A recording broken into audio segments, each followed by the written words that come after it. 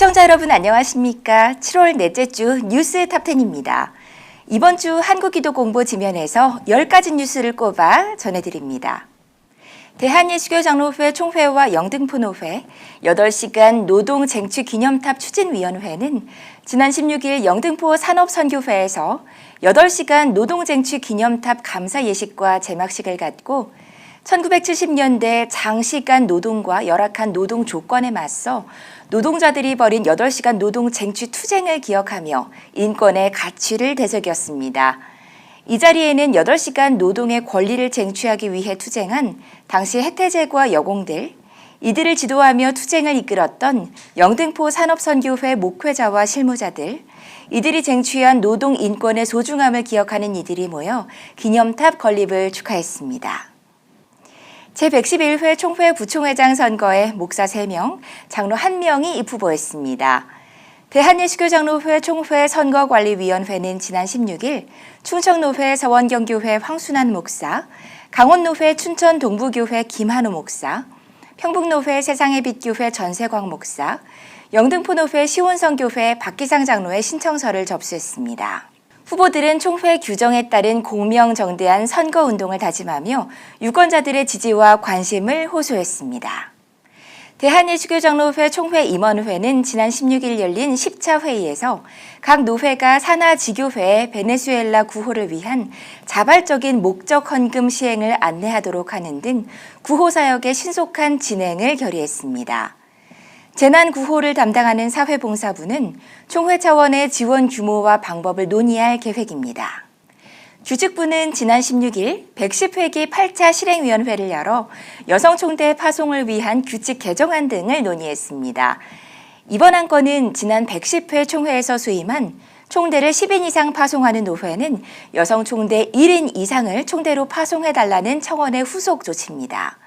개정안은 현행 총회 규칙 중 본회는 정치 제12장 제84조에 의해 노회가 파송하는 총대로서 조직한다는 조항에 노회는 파송하는 총대 중 1인 이상을 여성으로 파송하도록 한다는 문구를 추가했습니다.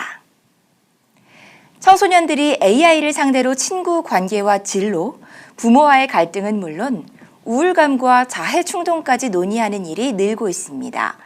하지만 사용자에게 지나치게 맞춰주거나 동조하는 AI의 특성이 청소년들의 건강한 판단과 관계 형성을 저해할 수 있다는 우려도 나오는데요.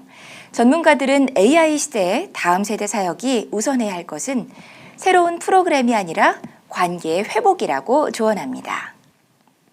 최근 덴마크와 네덜란드 교회 젊은 세대들의 의식 변화가 눈길을 끕니다. 덴마크 성서공회와 네덜란드 복음주의 연맹은 보고서를 통해 청년층을 중심으로 삶의 의미와 공동체, 영성에 대한 관심이 다시 높아지고 있다고 전했습니다. 보고서는 현 시대의 청년들이 신앙을 단순한 종교적 전통이 아니라 불확실한 시대를 살아가기 위한 삶의 나침반으로 인식하고 있다고 분석했습니다.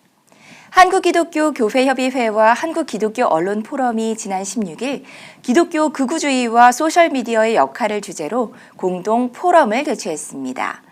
포럼은 한국 사회에서 기독교 극우주의와 소셜미디어의 영향력이 사회적 관심사로 떠오른 원인을 진단하고 한국교회의 역할을 모색하는 데 초점을 맞췄습니다.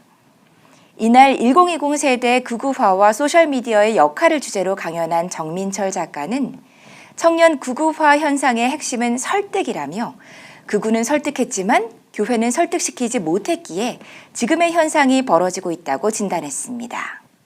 110회기 총회 헌금 참여율이 6월 말 현재 29.1%에 그치면서 교회 10곳 중 7곳이 아직 총회 헌금에 참여하지 않은 것으로 나타났습니다.